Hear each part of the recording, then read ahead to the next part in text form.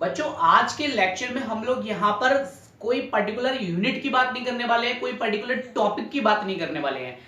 आज के लेक्चर में हम सबसे पहले ये समझेंगे कि हम फिजिक्स में 12th की फिजिक्स में पूरे साल क्या पढ़ने वाले हैं। पहले ये समझना हमारे लिए बेहद जरूरी है। अगर हम कोई काम करते हैं तो सबसे पहले ये समझना जरूरी है हम वो काम क्यों कर रहे हैं और उस काम को जो हम काम कर रहे हैं उस काम में क्या काम करने वाले हैं। तो इन चीजों को समझना बेहद जरूरी है हमारे लिए। तो सबसे पहले यही बात हम समझेंगे कि हम पूरे साल क्या पढ़ने वाले हैं। 12th क्लास की फिजिक्स की बुक है आपकी, तो इसमें दो पार्ट है, एक पहला पार्ट और सेकंड पार्ट, यानी कि पहली बुक और सेकंड बुक। और पहली बुक और सेकंड बुक इन सब को यूनिट में आप कन्वर्ट किया हुआ है, ठीक है।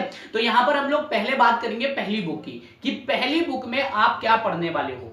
तो देखो पहली बुक में एक चीज का आपने नाम सुना होगा आज तक, ठीक है, कभी नाम सुना होगा और नहीं भी सुना है तो कोई बात नहीं, आज हम उस चीज के बारे में थोड़ा सा यहां पर डिफाइन करेंगे, ठीक है। तो यहां पर जो मेनली बेस्ड है आपकी पहली बुक, वो बेस्ड है इस टॉपिक पे, इलेक्ट्रोमैग्नेटिज्म। देखिए बच्चों यहां पर हम लोग जो पढ़ने वाले हैं पहली बुक में, जो मेनली फोकस करने वाले हैं वो इलेक्ट्रोमैग्नेटिज्म पर फोकस करने वाले हैं। यानी जो पूरी की पूरी बुक है आपकी पहली बुक, उसमें सिर्फ और सिर्फ हमें एक ही चीज पढ़ेंगे, क्या? इलेक्ट्रोमैग्नेटिज्म, ठीक है। अब इलेक्ट्रोमैग्नेटिज्म के भी दो पार्ट हैं, इलेक्ट्रोमैग्नेटिज्म की भी यहां पर क्या है, दो पार्ट है। एक है, देखो एक है इलेक्ट्रोस्टैटिक्स, ठीक है। एंड सेकंड पार्ट जो है वो है इलेक्ट्रोडायनामिक, ठीक है। यहां पर देखिए इलेक्ट्रोमैग्नेटिज्म हमें पूरी बुक में पढ़ना है, यही पढ़ना है बस। जितने भी इसके अंदर यूनिट आएंगे, जितने भी चैप्टर्स आएंगे, जितने भी टॉपिक्स आएंगे, वो सारे के सारे रिलेटेड किससे होंगे? इलेक्ट्रोमैग्नेटिज्म से। अब देखिए इलेक्ट्रोमैग्नेटिज्म को भी दो पार्ट में डिवाइड किया गया है, क्या? एक इलेक्ट्रोस्टैटिक्स, एक क्या है? इलेक्ट्रोडायनामिक, ठीक है। एक क्या है? इलेक्ट्रोस्टैटिक, दूसरा क्या है? इलेक्ट्रोडायनामिक। अच्छा अगर हिंदी की बात करें, हिंदी में क्या बोलते हैं, ठीक है, इसको हिंदी में मैं बता देता हूं आपको। ये बोला जाता है हिंदी में वैद्युत चुंबकत्व, ठीक है जी, वैद्युत चुंबकत्व, इसको हिंदी में बोलते हैं वैद्युत चुंबकत्व।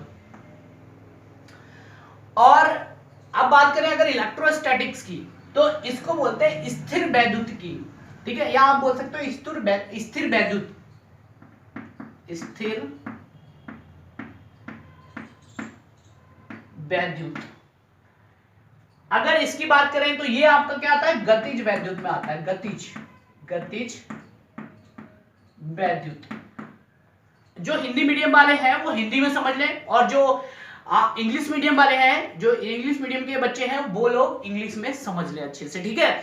तो फिर से एक बार बता देता हूं, जो आपकी पूरी बुक है वो इलेक्ट्रोमैग्नेटिज्म पर आधारित है, यानी वैद्युत चुंबकत्व पर आधारित है। उसके बाद इसके दो पार्ट हैं, दो पार्ट में क्या है? इलेक्ट्रोस्टैटिक्स है और इलेक्ट्रोडायनामिक्स है। आपकी जो पहली बुक है उसे दो पार्ट में डिवाइड किया गया है। एक पार्ट क्या है? इलेक्ट्रोस्टैटिक्स पढ़ना है आपको, और एक पार्ट क्या है? इलेक्ट्रोडायनामिक्स पढ़ना है, ठीक है। और इलेक्ट्रोस्टैटिक्स के अंदर यूनिट्स हैं आपकी, ठीक है, इलेक्ट्रोस्टैटिक्स के अंदर यूनिट्स हैं और इलेक्ट्रोडायनामिक्स के अंदर यूनिट्स हैं, ठीक है। जितने भी चैप्टर्स हैं आपके सारे के सारे डिफाइन किए गए इलेक्ट्रोस्टैटिक्स और इलेक्ट्रोडायनामिक्स में। अब देखिए इलेक्ट्रोस्टैटिक्स, अब पहले सबसे पहले इस पे बात कर लेते हैं इलेक्ट्रोमैग्नेटिज्म पे। इलेक्ट्रोमैग्नेटिज्म मतलब इलेक्ट्रॉन के कारण उत्पन्न होने वाला चुंबकत्व, ठीक है, इलेक्ट्रॉन के कारण उत्पन्न होने वाला चुंबकत्व।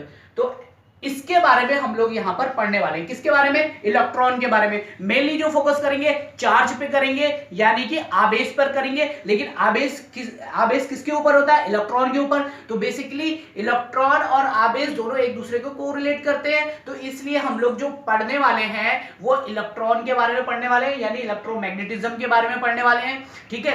तो हम ऐसी चीज के बारे में पढ़ने वाले हैं पूरे साल, यानी कि पूरी बुक को हम लोग जो पढ़ने वाले हैं वो ऐसी चीज के बारे में पढ़ने वाले हैं जिसको हमने आंखों से नहीं देखा है, सिर्फ महसूस किया है, और वो भी कब महसूस किया है, जब हमें शॉक लगा है। इलेक्ट्रिसिटी में जब हमें वायर को हम पकड़ लेते हैं तो एक शॉक लगता है, तो यानी आपको इलेक्ट्रॉन लगा है, ठीक है। तो हमने केवल एक ऐसी चीज के बारे में पढ़ने वाले हैं, 5-6 महीने या 7-8 महीने हम जो भी पढ़ेंगे वो एक ऐसी चीज के बारे में पढ़ेंगे जिसको हमने आंखों से नहीं देखा है, पर फिर भी उसके बारे में पढ़ेंगे, ठीक है।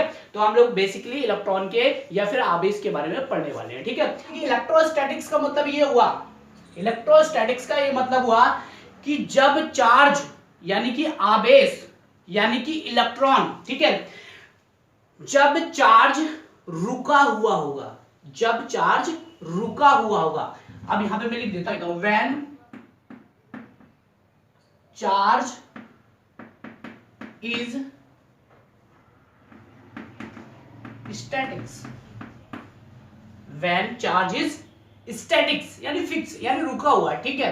तो यानी क्या है, इलेक्ट्रोस्टैटिक्स में हम पढ़ने वाले हैं चार्ज के बारे में, और चार्ज कब, जब चार्ज रुका हुआ है। तो हम क्या पढ़ेंगे, इलेक्ट्रोस्टैटिक्स। कौन सी ब्रांच पढ़ेंगे, इलेक्ट्रोस्टैटिक्स। अब बात करते हैं when charge is moving, okay, तब हम क्या पढ़ेंगे, इलेक्ट्रोडायनामिक। इलेक्ट्रोडायनामिक, जब चार्ज चलने लगेगा, जब क्या होगा, चार्ज चलने लगेगा, तब हम क्या पढ़ने वाले हैं, इलेक्ट्रोडायनामिक, ठीक है। अब एक बात समझ लो, ये दोनों चीजें जो हैं इनमें सारी यूनिट्स हमारी क्या होंगी, कवर होंगी पूरी बुक की, ठीक है।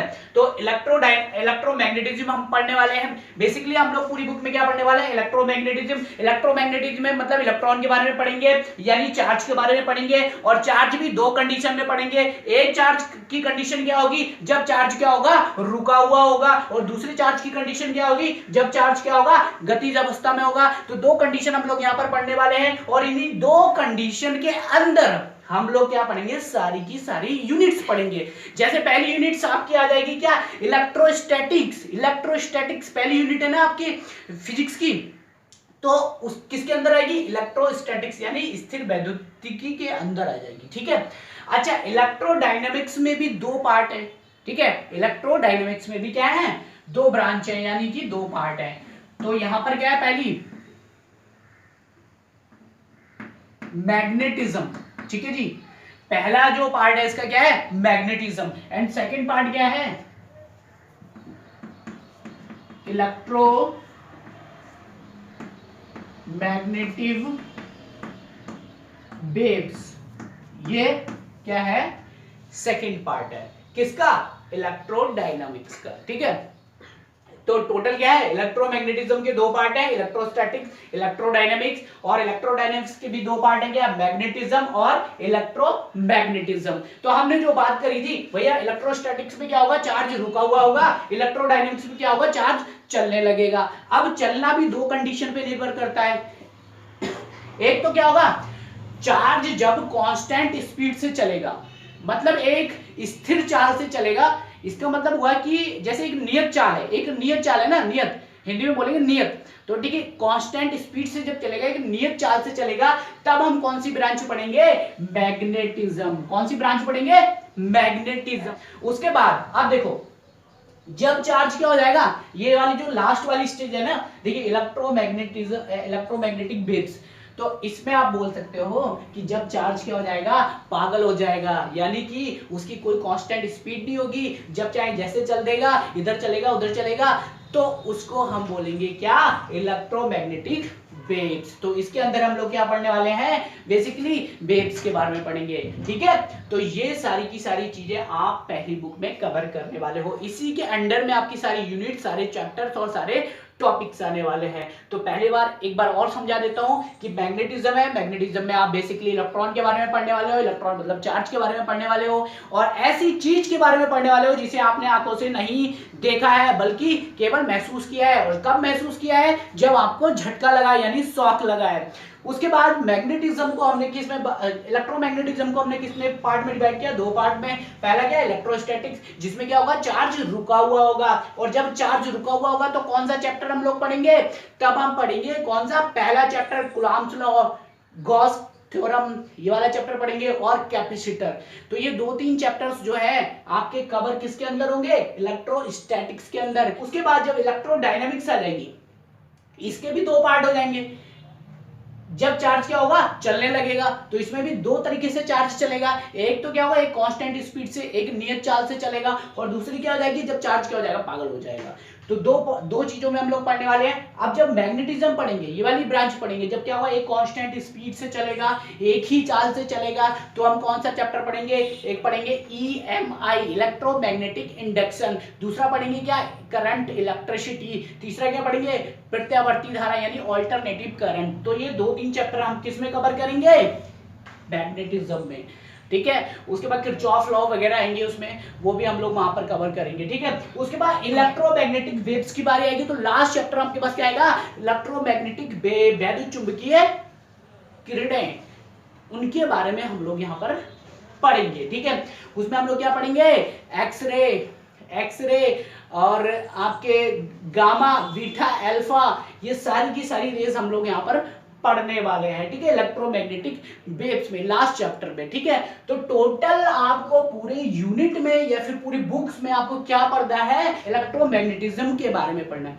तो जो पूरी बुक है आपकी वो किस पे बेस्ड है, इलेक्ट्रोमैग्नेटिज्म पर बेस्ड है, यानी पूरे इलेक्ट्रॉन पे बेस्ड है, जिसको हमने आंखों से नहीं देखा है। तो ये है आपकी जो बुक है उसका पूरा इंट्रोडक्शन। तो आई होप आपको बहुत अच्छे से समझ में आया होगा कि आप क्या पढ़ने वाले हो पूरी बुक में।